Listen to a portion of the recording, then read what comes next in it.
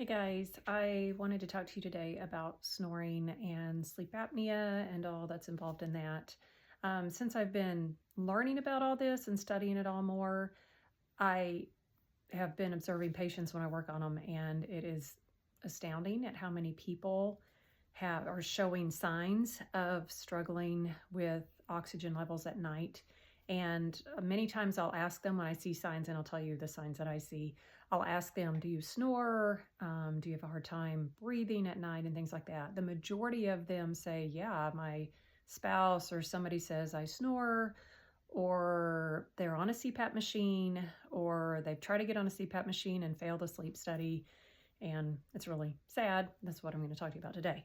First, I'm going to start out with signs that I see in the mouth that are shown, that studies have shown, and I can show a link to that a pulmonologist has done specifically with the teeth, and showing that signs are grinding at night, that whenever the oxygen levels would go down, when somebody had a hypopnea or an apnea, they would go into the deep sleep, their oxygen would decrease, or they'd have an arousal from not being able to breathe. It can be not just oxygen decreasing, it can also be your heart rate coming up to try to compensate for not getting that oxygen, which is why you can fail a sleep study. But it would come up, and when they would, or go down, when they would wake up, right after they'd wake up, their teeth would clench and grind. And they say it's the lower jaw, whenever it's back, when you're sleeping and relaxed, that pushes everything back, obstructs the airway or reduces it. And whenever you're basically gasping for air, your lower jaw comes forward and it brings your teeth end to end like this, and then can cause the grinding and the straining on the back teeth too. So to me, it's amazing how many people, when I look in their mouth, their front teeth right here, it's supposed to come to a point. That's the way natural teeth are, like this, only a point. Well, when they've ground them down, they're flatter, and you can start seeing the circles of like the enamel and then the dentin. And I asked them, do you clench? And a lot of them say, no, I don't clench. But even if they do, when you clench in the day, it's usually like this, and your front teeth overlap your bottom teeth, kind of like a box closes, like a shoe box. Well, at night, when your jaw is coming forward, it does this and kinds of grinds it down. So if you feel that it's tight, or you grind, or then it says, wow, your teeth are wearing flat, it could be, not saying it is for sure, but it could be that you're trying to get oxygen at night and your jaw is just moving forward to open up that airway. And again, there are studies to prove that, but again, that's not the only source. So then when I talk to the patients, it's like, well, have you had a sleep study done? I've had several people say, yeah, I had a sleep study, but I didn't pass it. And that's heartbreaking, because they're showing their need for the oxygen at night. But I talked to my husband, who is a sleep tech, about this, and I said, okay, what is required for the sleep study to pass it? And he said, you have to have desaturation while you're sleeping. So your oxygen levels have to go to a certain point below, and it has to stay there for a certain period of time. And when it's there for a certain period of time, then you qualify.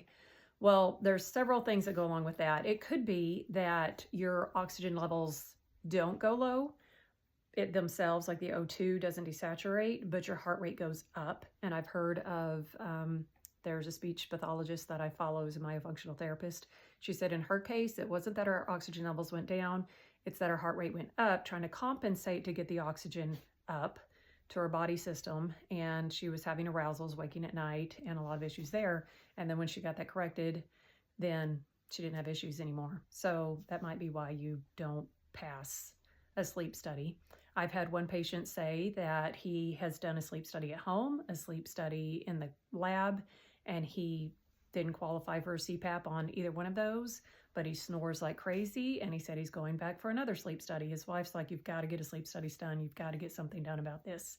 I personally find it heartbreaking that people are suffering. And again, I see it in their teeth. I see it in they tell me about their health issues, and it's just there, but they can't qualify for a CPAP machine. So there are some options that you could do. Number one, you don't have to fail a sleep study or pass, or however you call that. You don't have to qualify for a CPAP machine in order to get a CPAP machine. Your doctor can prescribe you one without the CPAP. It's just that insurance won't cover it. So that can be an expensive cost, but the CPAP machine is a one-time. Now you'll have to replace the masks and things like that, but it might be worth it, just getting that oxygen at night or getting that air pushed at night. I just tell people to advocate for themselves and keep going, keep pressing forward, do something, because when you're not getting that air at night, it's not only, I mean, it's not just that you're grinding your teeth down, which is affecting that, but your organs aren't getting the oxygen that they need. It can cause heart diseases, heart problems. It can cause high blood pressure. You're keeping oxygen from going to your brain, which I believe there's correlations with potential Alzheimer's in the future. So it's so important to get the breath that you need, the oxygen that you need while you're sleeping at night. So press through until you get some help. Some other options could be, you could do the mouth tape. If you don't know about that, you can watch the video I've already posted about how that works. And for some people that can work. If you can't breathe through your nose, that is not an option for you. Another option would be a snoring appliance. Dental offices can make snoring appliances that keeps your jaw locked in place instead of the mouth tape holding it up. It locks on your teeth, keeps it where it needs to be, keeps it forward, and keeps that from falling back. I talked to a dentist about this and wondered, can it like make your jaw feel funny in the morning? I know when I wear a night guard because I was doing that at the beginning, not knowing all these things, and now I use it because it's my retainer. But my jaw feels weird in the morning. It takes about an hour for it to get back where it needs to go. So I think with the snoring appliance, it could cause that, but that is a good option for people.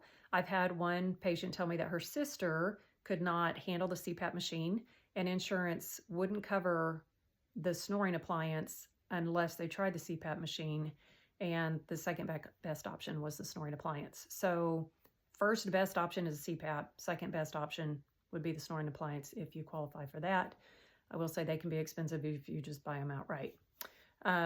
Another option is you could get to the root of the problem. It can be if you have a small, this is a whole nother post in of itself, but you can have a small palate, small airway. A lot of that can be from a tongue tie. And that's why the name of this, if you're on my Facebook page, is tongue tie snore. The tongue tie can cause everything to be small here, even the airway and everything. Well, that can also pull the tongue back, cause it to be in a low position, which then makes all this blockage. You can do, again, get to the root of it for some people if they actually do have a tongue tie, and it's not always obvious. There's new qualifications for all this. If you want more information, you go to thebreatheinstitute.com. Love Dr. Zoggy and all his information. But you can have the tongue tie. You can do myofunctional therapy, which is like physical therapy for the tongue, for the oral muscles, make everything tone and work the way it's supposed to. You can have the tongue tie clipped, and you do more myofunctional therapy, and that gets everything working the way it's supposed to and keeps the tongue where it's supposed to be and the muscle tone where it's supposed to. That can prevent all that, as well as a lot of other issues. I was just reading on PubMed, another option for people who don't qualify for the CPAP machine. They also did some research on patients just trying oxygen therapy at night. And they said that significantly reduced the, they asked this questionnaire to see if you qualify for a sleep study. I can't remember what it's called, but it significantly reduced that. And the levels that they had, the oxygen went up, all those things. So just doing like a cannula with oxygen therapy at night, that doesn't necessarily prevent you from snoring or forces the airway, but at least the oxygen that you're getting is more pure oxygen. So it's keeping everything oxygenated that needs to be oxygenated. I haven't looked into that deep enough to know totally how that works, but it makes sense in my mind, but that's something to check out. So just wanted to give you some options out there. I would say press through if you know you're struggling. If you wake up tired, if you're clenching at night, could be very much a sign that you're trying to get oxygen at night. You could try these things and keep going until you get some help.